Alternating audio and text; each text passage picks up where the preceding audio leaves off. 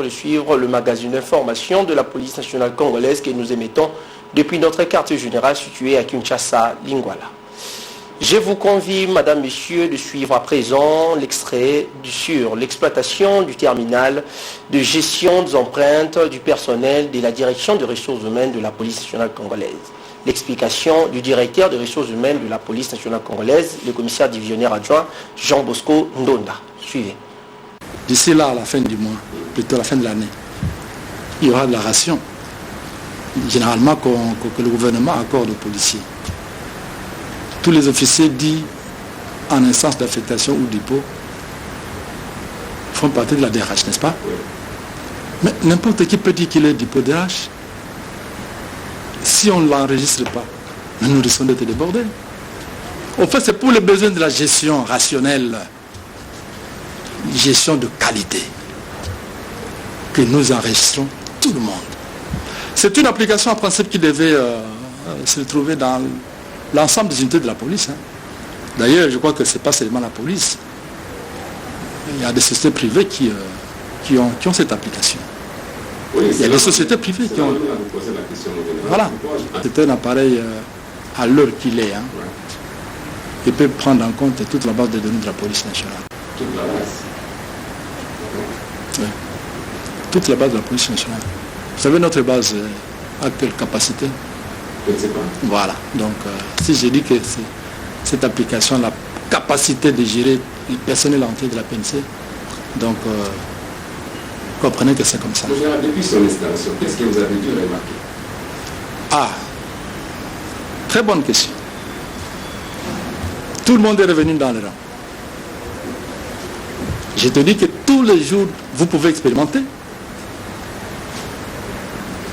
Au niveau de la DRH, les absents se comptent au bout des doigts. Et pour la plupart, ce sont des absents justifiés. Congé, autorisation, malade. Tout le monde est à son poste. Vous comprenez ça? Même s'il y a des cas de policiers ou d'officiers qui viennent le matin, qui pointent et qui repartent pour revenir à 16 heures. Mais du moins, ils ont cette obligation d'être visibles tous les jours. Vous comprenez ça? Et donc un avantage, je crois que palpable. Je me suis rendu compte que, et avec l'acquis, les acquis de l'atelier que nous venons de suivre, le personnel s'est amélioré sur le plan de la production. Ok? Voilà. J'avais dit que cette application était nécessaire pour nous qui visons une gestion de qualité, une gestion moderne des ressources humaines. Ok? Si les moyens le permettaient, je le répète encore, le commissaire général d'ailleurs qui est au fait le décideur au sein de ce corps, si les moyens le permettaient, cette application devait être installée dans toutes les unités. Ok? Parce que vous le savez, encore bien que moi, qu'il y a des policiers dans certains services, depuis qu'on a bancarisé les salaires, ils ne connaissent pas leur bureau. À la fin du mois, ils sont devant les guichets des banques. Vraiment, c'est vraiment un défaut. Tu vois ça? Les commandants des grandes unités, c'est vrai, c'est ce que j'ai dit justement. Que mettre en place un système, une stratégie pour contraindre le personnel à faire son travail correctement, à venir tous les jours au travail, je crois que ça doit être l'idéal de tout le monde. L'idéal de tout le monde. Et, je le dis, si les moyens le permettaient, le commissaire Jean pouvait étendre cette application. Parce que c'est lui qui a voulu que cela soit ainsi. Nous n'avons fait que faire appliquer la décision du commissaire général. Vous savez, de tout le temps, on a toujours dit, voilà, DRH, on ne connaît pas les personnels, DRH. Quand je regarde les gens dire ça, j'entends dire ce genre de choses, je dis, c'est malheureux parce que les gens ne connaissent pas comment ça fonctionne. Aujourd'hui, avec une base de données, nous avons un effectif bien cadré, bien connu. Ok? Avec cette application, les personnels qui travaillent ici, le nombre de personnes est connu avec précision, avec exactitude. Ok? À l'heure qu'il est, je vous dis à l'heure qu'il est, si dans certaines unités, surtout les unités territoriales, on peut encore rencontrer un ou deux ou trois éléments qui se disent non contrôlés, non payés, j'ai toujours dit, ce sont des gens qu'il faut mettre à la poubelle, c'est tout. Dans un corps comme la police, comme l'armée, la porte d'entrée, c'est le recrutement officiel. La formation à l'école de police et l'affectation pour commencer à travailler. Un point barre. Celui qui se fait recruter de la manière que lui seul connaît, il n'est pas un policier, même s'il porte la tenue, il n'est pas un policier. Et ce sont ces gens de personnes que nous cherchons. Vous comprenez? C'est comme pour vous dire que on ne connaît pas l'effectif. Mais non, c'est un non-sens parce que le gouvernement congolais a mis tous les moyens pour que les contrôles biométriques se fassent à travers toute la République. Ça a été fait. Et vous en êtes témoin. Aujourd'hui, nous avons une base de données. Les quelques éléments qui viennent se greffer à cette base de données, ce sont les recrues. D'ailleurs, je crois que des circonstances, de temps en temps, quand il y a 200, 300 Kassangoul, nous descendons, on les identifie et ils entrent dans la base. Ceux-là, ils entrent officiellement. Mais la plupart de ceux dont on vous parle, Les 5 chiffres? 5 chiffres, ça n'existe pas. Vous savez, moi j'ai l'alpha ou les alphas des années passées où le matricule des policiers avait encore 5 chiffres. Citez-moi un seul nom d'un policier qui se dit 5 chiffres. Vous ne le verrez même pas dans l'alpha là-bas. Les 5 chiffres, on peut les composer. 3, 4, 5, 6, 7, 8. Dans la nomination des grades, il y a aussi des Vous comprenez? chiffres. Ce qu'il faut retenir, c'est quoi? Il y a de vrais policiers, ok, qui n'ont pas pu être contrôlés, c'est-à-dire qui n'ont pas fait le contrôle biométrique pour des raisons évidentes. Il y en a qui étaient malades en soins, soit à l'étranger, en soins, soit dans le milieu traditionnel. Ceux-là n'ont pas été identifiés. Ce n'est pas pour autant qu'on doit les écarter. Mais ils n'ont pas eu la chance d'être identifiés en tant que données biométriques. Oui. Ils n'ont pas eu la chance. Et ceux-là, le temps leur est donné. Les jours qu'il y a une opportunité, parce qu'ils sont déjà porteurs des grades, ils sont payés par l'État congolais. Ils sont aussi payés. Ils sont payés. Ça pose aucun problème, ceux-là. Un policier qui est tombé malade en 2010, ok, relégué dans son village pour aller sur les soins traditionnels. Le contrôle biométrique a eu lieu 2010-2011. Oui. Il est guéri aux alentours des années 2012, 13, 14. Est-ce qu'on doit les chasser pour autant? Non. Il rentre en service. Il porte son grade. Il est payé par le gouvernement congolais. Mais il attendra un jour, on va l'intégrer dans la base de données. C'est tout. Et que faire pour mettre fin à cette hémorragie de recrutement clandestin? Ça pose problème vraiment dans les corps de policiers. Papa, les crimes, c'est comme si tu me poses la question de savoir, mais quand est-ce qu'on mettra fin aux crimes dans une agglomération comme Kinshasa, comme tout partout ailleurs? Impossible. Mais,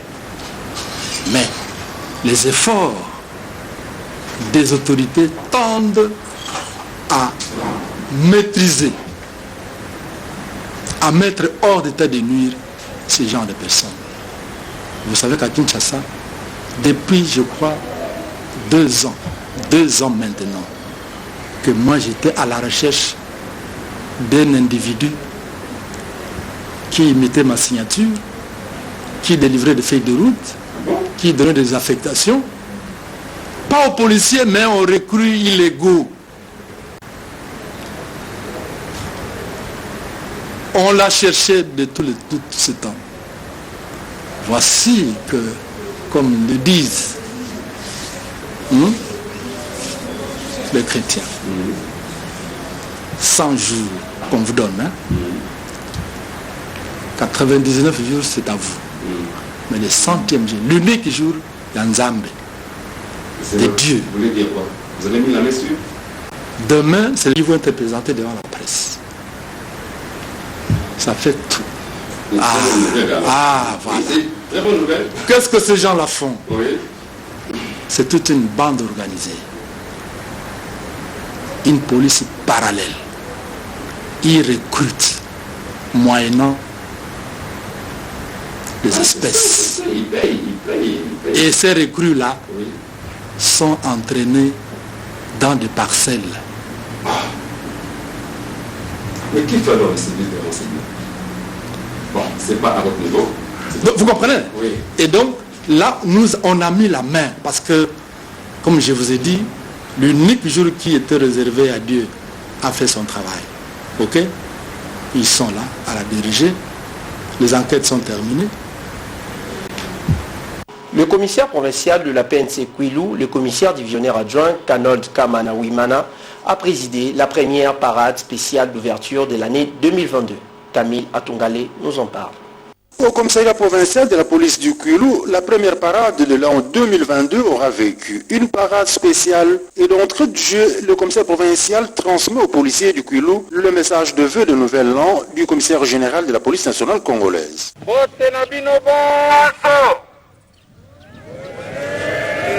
Lelo, dozali premier lundi de l'année 2022, na yango tokutani na parade, tomeka kolimbola boni tozalaki na kati ya 2021, na ndenge lelo tokomi na 2022, tomeka kosala rétrospection.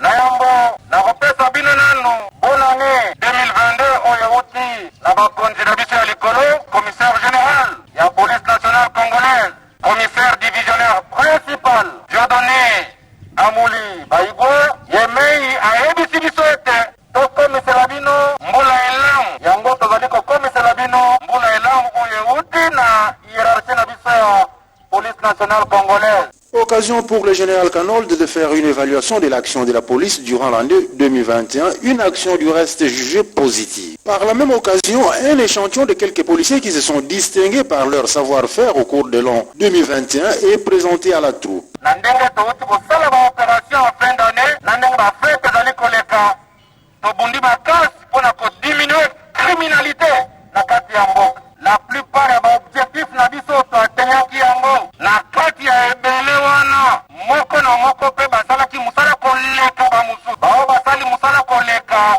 basali mpe ebele nde eloko etindi biso oyo tolobaka kosite à l'ordre du jour basalaki mosala malamu.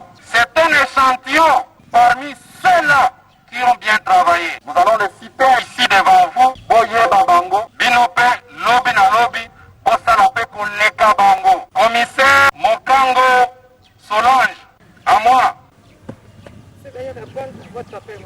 Sous-commissaire principal Botuna, AP deuxième classe, Isini Ayel. Sous-commissaire adjoint Bilima Dadi. Gardien en chef Mwadi. Un défilé de troupes a marqué la fin de cette parade spéciale.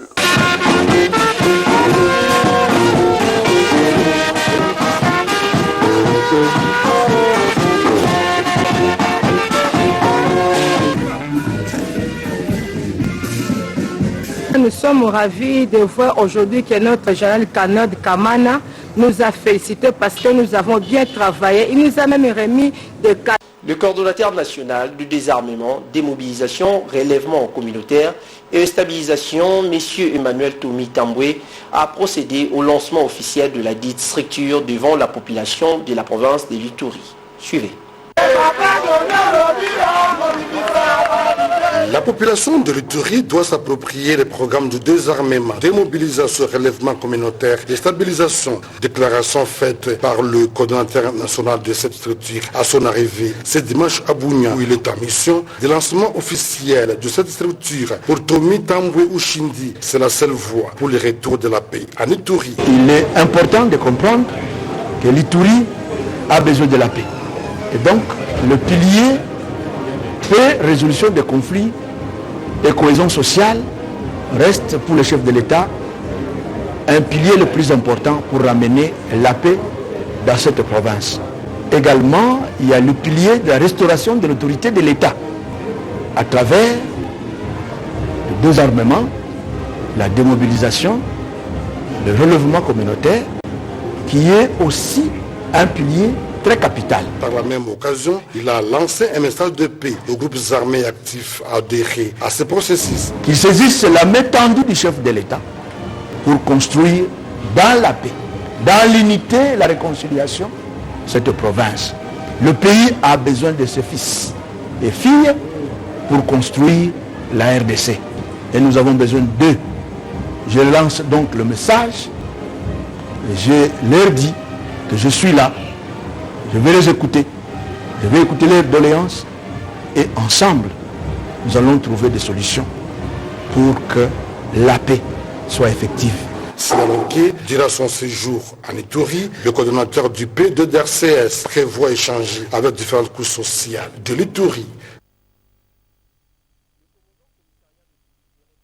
Le commandant commissariat de police des références de la commune de Kinshasa, le commissaire supérieur Jean-Claude Bonfet-Nzeseni, a effectué ce jeudi 30 décembre 2021 une descente sur terrain pour faire respecter le code de la route. Patience Nyangé a signé ce reportage.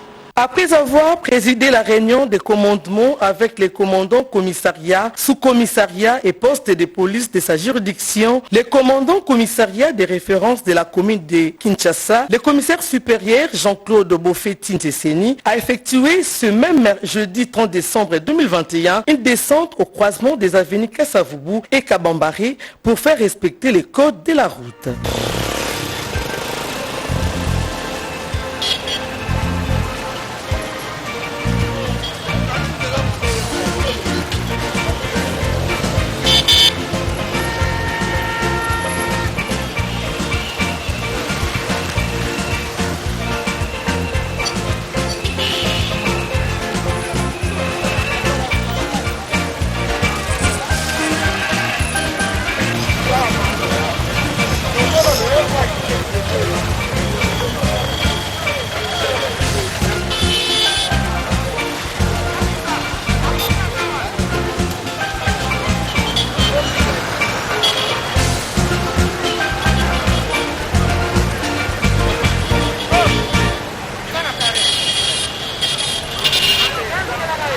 Sur l'avenue Kassavubu, les conducteurs de moto-taxi, appelés communément Wiwa, ne font preuve d'aucune connaissance en matière de code de la route, mais ils sont le premier à proférer des insultes à l'égard des agents de police. De l'autre côté, ces chauffeurs roulant en contresens refusent d'obtempérer aux ordres du commandant Korekine, a été interpellé et acheminé auprès de l'officier de police judiciaire de la police de circulation routière. Être policier n'est pas facile du temps.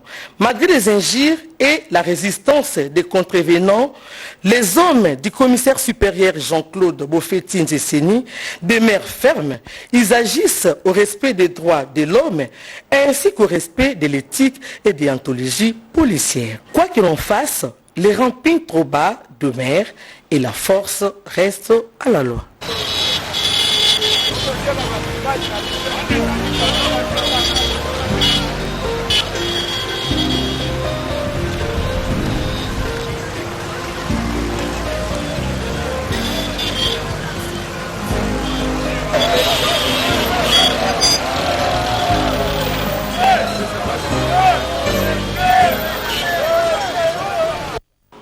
Restons toujours dans la commune de Kinshasa, où le commandant Korekine, le commissaire supérieur Jean-Claude Bonfet-Nzeseni, a encore effectué ce vendredi 31 décembre 2021 une descente au marché central pour la protection de personnes et de leurs biens. C'est toujours un élément de Patience Nyangé.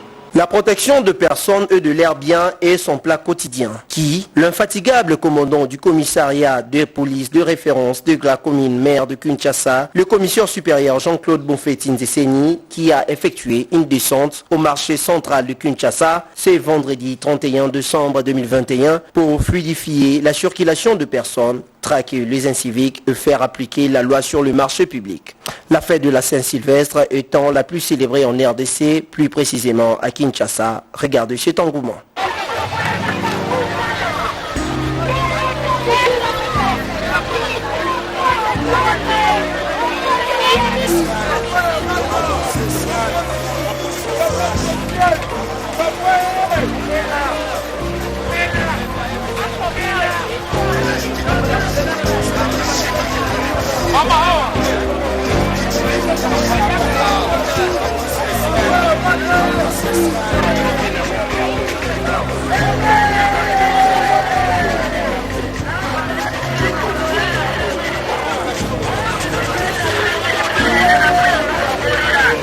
Dès que l'homme de Ramping Troba a foulé ses plantes de pied au marché central de Kinshasa, qu'on appelle Zando ya Monene, tout est remis en ordre. Pour certains vendeurs, la présence du commandant Korekin au marché central est un ouf de soulagement et ils en ont profité pour dénoncer la tracasserie des faux agents de renseignement de la police.